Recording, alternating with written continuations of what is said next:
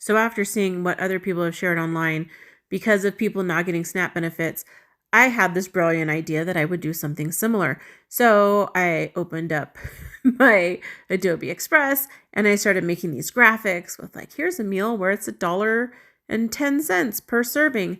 And as I was doing that, I got to the second slide of this like brilliant idea I had, and I realized it's not that people who aren't receiving SNAP benefits don't know how to cook. And it's not that they don't know how to save money. Like I remember when I was on food stamps and I used to do couponing like with the binder and stuff, where I would go in the store and get like 4 carts of groceries for $50. I knew how to cook. I knew how to cook affordable meals. I knew how to make my food stretch. I think of my grandma, how she used to grate potatoes and put that in with the ground beef so that she could take a pound of ground beef and feed, 10 people with it because she supplemented the meat with potatoes. Like people who get SNAP benefits know how to make their dollar stretch. They know how to make the money last. They know how to get the most out of food. They don't need us to come and tell them how to cook. They don't need us to tell them how to put together affordable meals.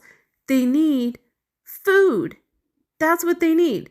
They need food. So maybe we help them get food, or we give them some money for food.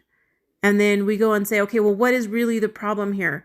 Well, aside from all the politics and nonsense going on in our country, what really is a problem here is that we can't expect people to cut more things, right? If you can only cut so far, and then when you get to zero, you can't cut anymore. But what we can do is empower people to make more money. And for a long time, I used to do things like cut my lattes, so that I would save money. And I remember following Dave Ramsey and stuff like that, where they say to do that.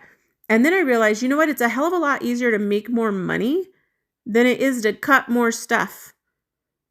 And so maybe what we do to solve this problem longer term is help them make more money instead of putting together graphics and posts and lists of here's cheap meals. They don't need that.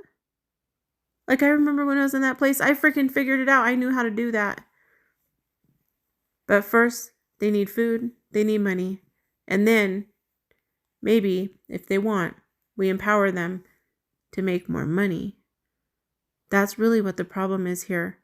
Not that they don't have meal ideas and don't know how to put together some beans and ham hocks.